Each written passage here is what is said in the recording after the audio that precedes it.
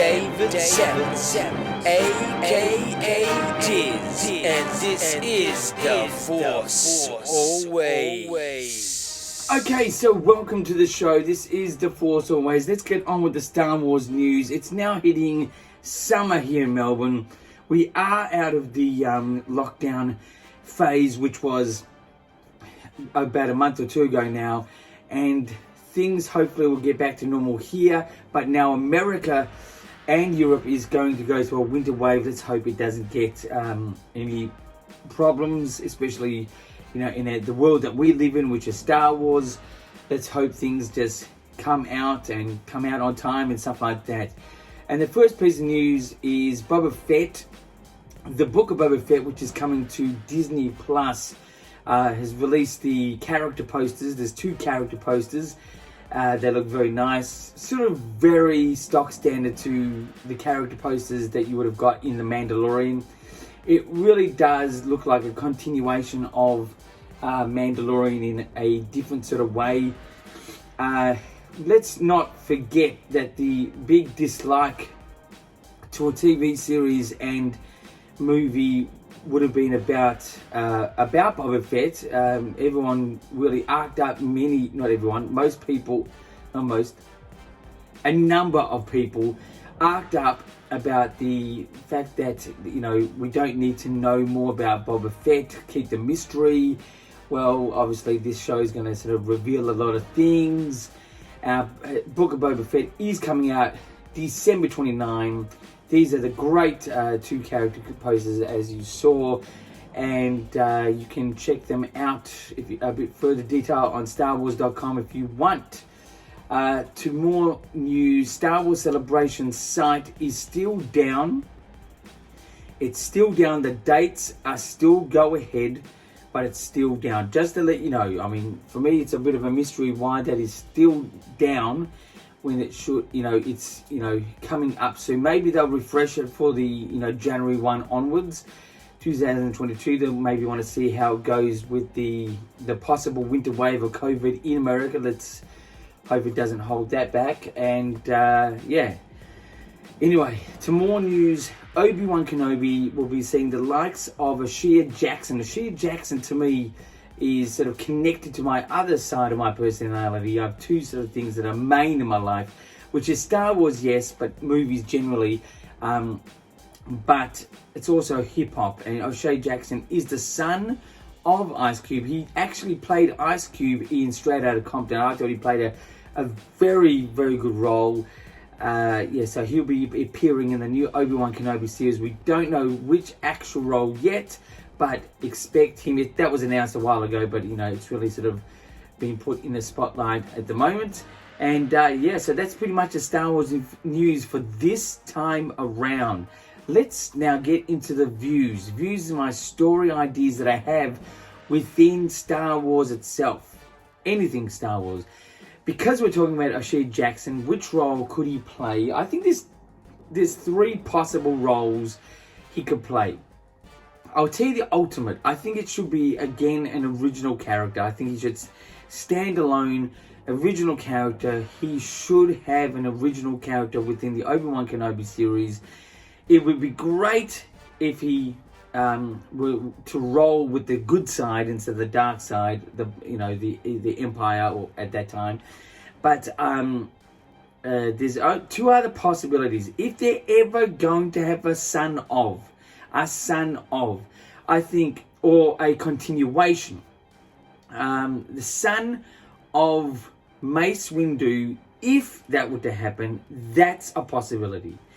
But it's a bit far-fetched. At the same time, it would sort of meet almost the same time. His age would meet pretty close. Also, the continuation, not the son of, the continuation role, which I think will also meet a very similar time period, probably the most, is Kidster. Kidster was the friend of Anakin Skywalker in The Phantom Menace, episode 1. That would be interesting to see him be that person as a continuation, but an older self of that particular character. I think that would be interesting. My ultimate story role with this guy would definitely be original. Look, Kenobi is going to be filled with a lot of nostalgia and things we know, which is great. I love that. But I think Star Wars, its wealth of interest was it being original in the beginning in 1977. Really new ideas, new characters, new names, new universe. It needs to stick to that agenda, I think, to really rejuvenate the people that are into this, which are the hardcore fans. Original would be better. That's my story idea.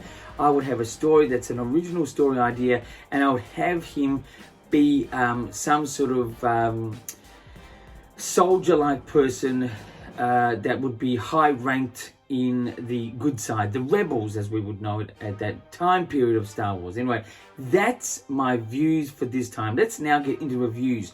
Reviews is going to be about anything that I have in my little Star Wars room here. There's so many things here I can tell you, and I've actually got more things out there. But I've got a very small little space here. It's a bit deceiving what you're seeing at home there. But I'm going to show you something that I got whilst watching The Rise of Skywalker. That's episode 9, multiple times. I'm one that does like The Rise of Skywalker. Again, I could have said to make it a different type of story, but I do think it was a very good story. The only problem with the story for me was the automatic inclusion of the Emperor. I think he's great, and I think he suited it, and I think it made sense for the Rey, how strong she was, Rey the character. I think that was great. But anyway, let's just not get into the politics of story writing that has been done and whatever it is. But I like this Rise of Skywalker. But there was two things I got whilst watching this in the cinema. It's the same thing, but I had to get both of them. I'll show you. The first one is this here. It's the lightsaber, Anakin's lightsaber. That's right, Anakin Skywalker's lightsaber, which is technically in the possession of Rey at that stage.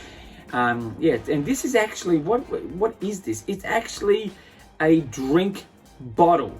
Yeah, that you get at the cinema. I put a Slurpee type sort of thing, a frozen, a crushy, whatever you call it, wherever you're from. I put a crush in there. That's the straw at the top. Look at this beautiful detail. Rise of Skywalker. It's even got the Rise of Skywalker sort of Star Wars logo on it. That's the Anakin. And I did have to. I actually thought the Kylo Ren was a bit better, but I hate buying, the dark side of things because I'm a bit religious when it comes to that. But I do think the dark side does look good. That's the problem with it. It looks good. And this is the Kylo Ren lightsaber. See, with the Rise of Skywalker. That is also a drink bottle or a Slurpee holding bottle. Look at these two. These are amazing sort of, I love when reality meets logic in the Star Wars toys or merchandise universe. I think it's great. I mean, this is the good side and the dark side. And that was for the Rise of Skywalker. I've kept them. I've even kept the straws there. You can drink from them whatever you want at any time. It's made from plastic.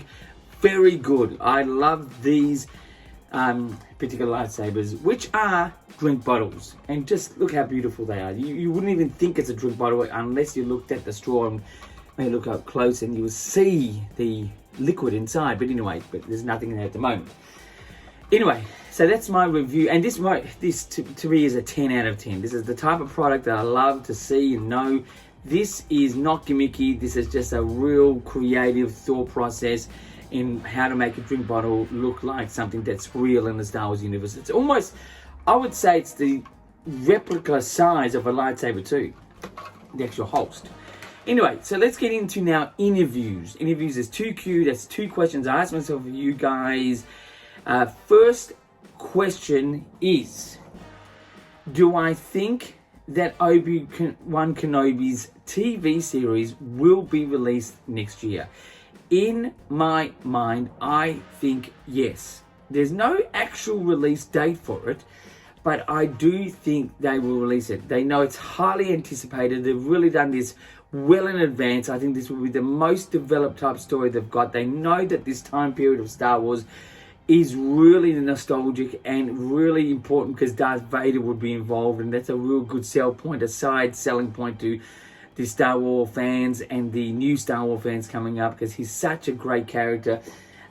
So I think it will be next year. I think it's going to be almost like, I'd say about October, September, maybe November of next year. I'd say it's going to be a late release. That's what I think. So it's only a thought. I don't know. I just think it's going to be released next year. Definitely not 2023, but 2022. It has sort of been pretty much go ahead for 2022, but you never know with Star Wars. It could be cancelled, it could be moved, it could be whatever, but I think they're ahead of the game with this one, and I think they know they're on a winner with the actual storyline and what they've got in plan for us. I think that's going to be 2022 release. So my second question is, what else will definitely be released in 2022? And I think this will be before the time of ObiWan Kenobi, the TV series. I think it's going to be released in about June or July, maybe a tad earlier, which is, I think it's called Andor. Andor, the Rogue One character. Can you believe it? I've misplaced his name, but the main male lead in Rogue One is going to reprise his role and come in this series called Andor, and I think that looks really good too. I think it's going to be a very interesting psychology, because he's actually a good guy that was very bad. You know, he technically started off the movie by shooting one of his own, which is a very interesting psychological sort of aspect to Star Wars. Even for Star Wars itself, it's quite a shift to try to explain why, when, how you would do something like this. But anyway, that's Star Wars. But yeah, I think the other one is more definite is Andor, and that will come before Obi-Wan. I think that will be the launch pad for Obi-Wan Kenobi. I think they're really going to push Obi-Wan Kenobi as their main thing of next year. That's what I think. That's the answer to the second question. That's 2Q interviews done for this week around. Anyway, you can contact me by YouTube, message on YouTube, or you can do by Instagram, Twitter, which is down here at my details. I am technically a weekly show, and congratulate to me, I've achieved it this time around. A weekly-ish program this is. The Force always. And until next time, my friends, from the good side of the dark, keep rocking.